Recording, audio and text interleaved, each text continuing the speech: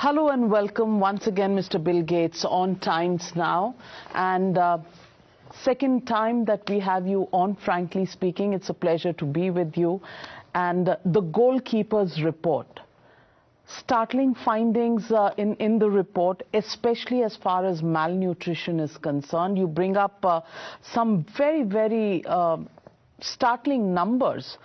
400 million kids are not getting enough nutrients, and the situation between 2000 and 2020 was a health boom, and things going down from then right up to 2050. What's the reason that you think this is happening, and how do we stop it?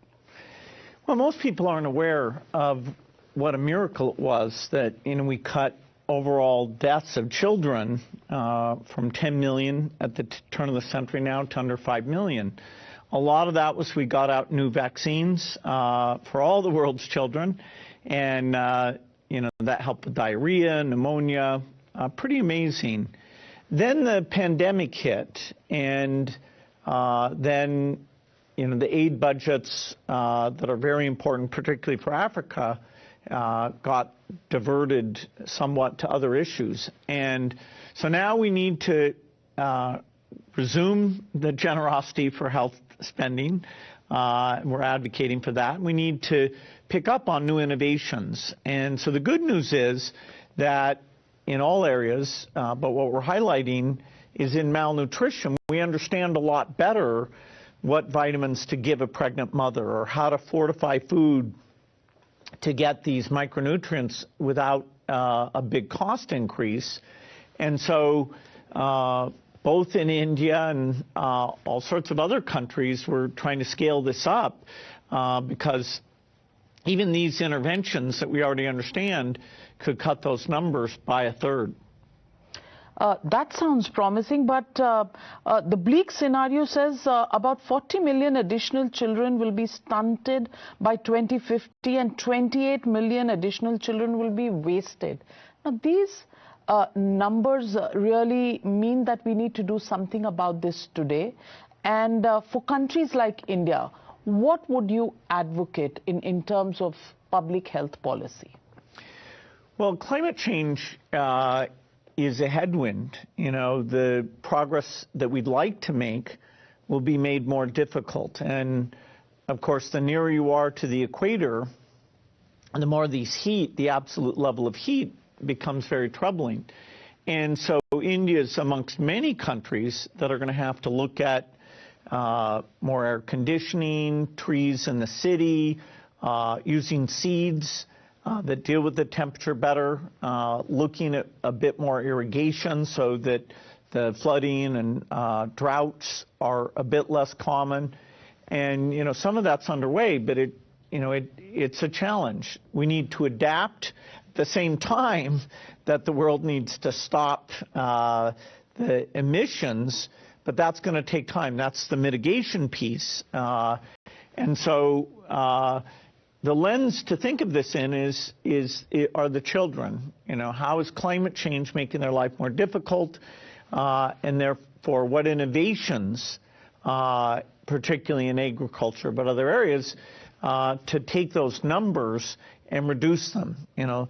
If we innovate, we can do better than those numbers. That's something we need to avoid. So let me ask you, the goalkeepers report also makes a point about economists looking at growth, not looking at health of people as a fundamental part of that growth story. How do you think across the world we can change that, and what is the Bill Gates formula for doing this?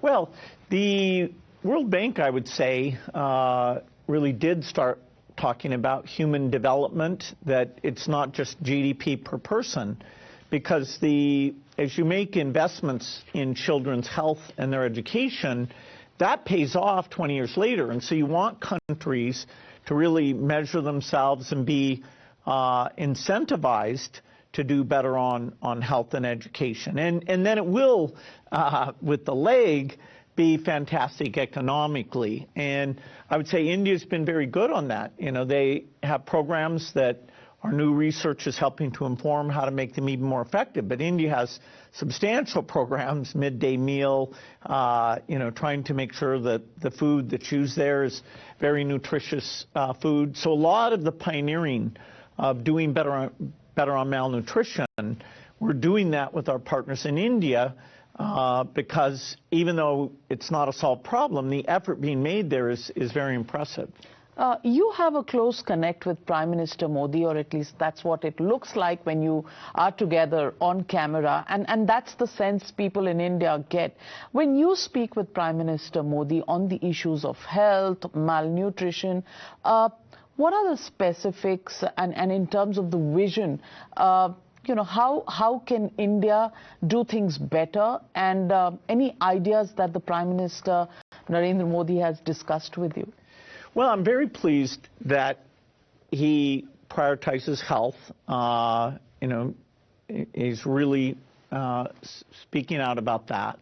Also, when the government's doing well, he likes that to be measured and acknowledged. But then, whenever the numbers don't work, he's very impatient. Okay, do I need to, pick another team, or how do I drive it? And he has people at ICMR, Niti Aayog, who he's saying to them, what are the best practices in this area? What do the Indian researchers say? And because our foundation is working so closely with those teams, when I do get to see the president, we're, our goals are in common. How do we achieve this faster? And so, in health and in agriculture, India is on track. They're not, subject to the degree of debts that African countries have, and so, it is a wonderful place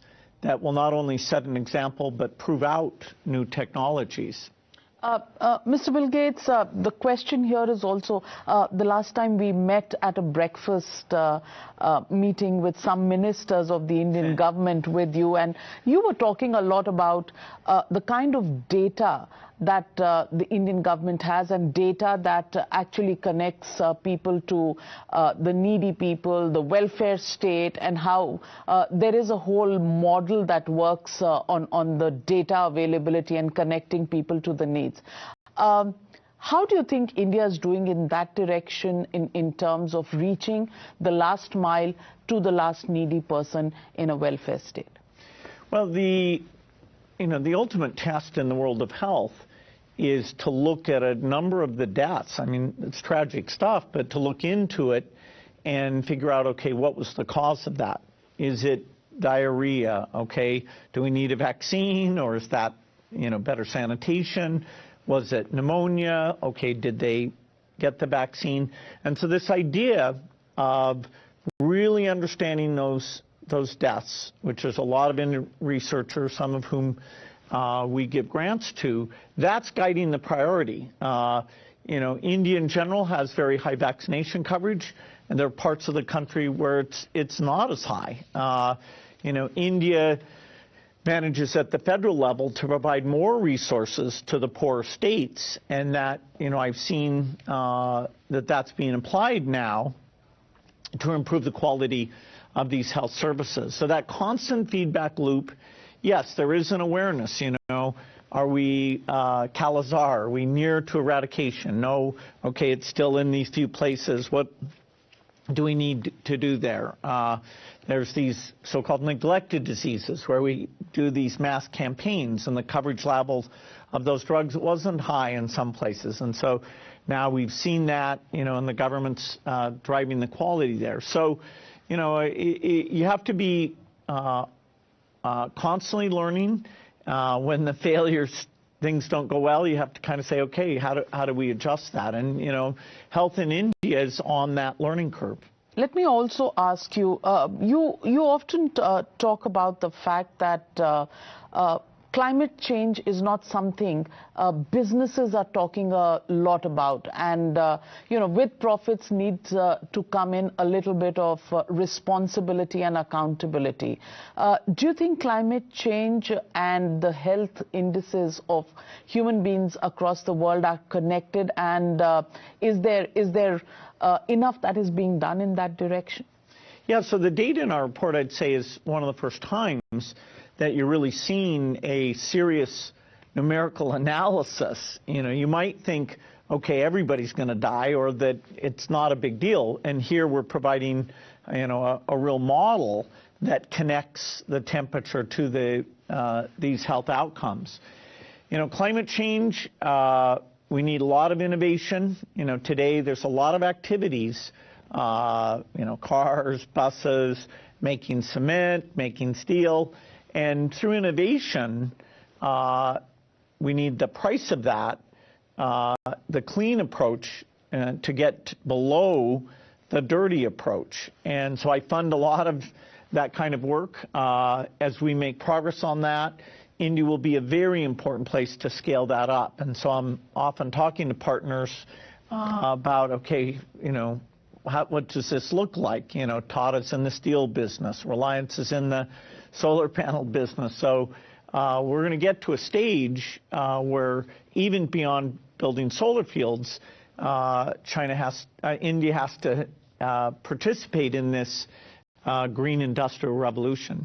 And any conversations with Prime Minister Modi on that? Well, he, even when he was at the state level, actually wrote a report, talking about emissions in Gujarat. And so, yes, it's an issue that he's engaged in, and, he asks very good questions about it. He's got the industrialists in India thinking about these things. It's a big challenge because, India shouldn't have to pay a lot extra to go green.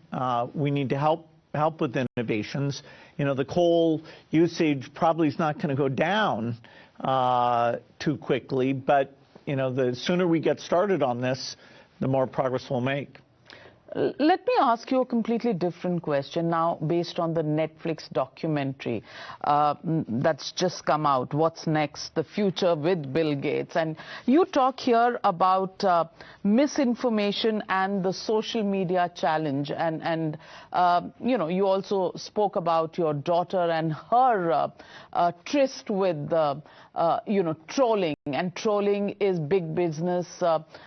Elections going on here. You just saw elections happen in India, and social media has a completely different dimension to it. How do you think this can be controlled? Because you say this is a problem you'll leave to the next generation. Can we do something at this moment in time? Yeah, in the Netflix series, I talked to a lot of people, Lady Gaga, my daughter, and the scale of misinformation is a surprise to me. I thought digital connections would reduce misinformation, not increase it. So, striking the right balance of free speech, but not misleading people about when they should have vaccines or, how they should vote, these kinds of things. It is a challenge. I know young people are working on it, but, Your thoughts? I'm sorry? Your thoughts on should it be police? Should there be some sort of censorship? Well, each country is going to have to strike its own balance. The U.S. has this First Amendment, so maybe we'll be the most open about, what's out there. But that'll vary country by country, and, people will talk about how AI can come in and help with it. And what do you think about Elon Musk and, his media platform X, on which he writes about the U.S. elections, which seem to be as interesting as the Indian ones right now? I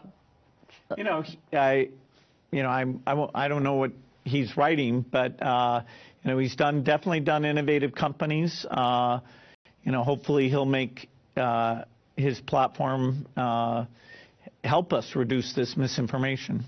And what do you see now from Goalkeepers Report 2024 to forward?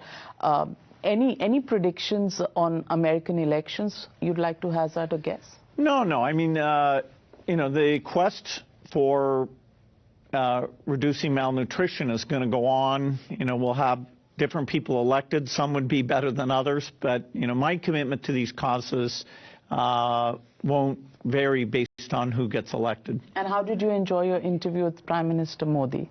It's always great to see him. I look forward to seeing him next year. Next year? Yeah.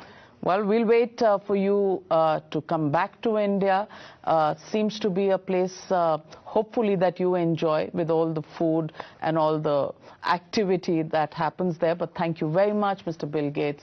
Thank you for showing the way to the world on how to deal with challenges that can improve lives of children above everybody else. Thank you very much. Thank you.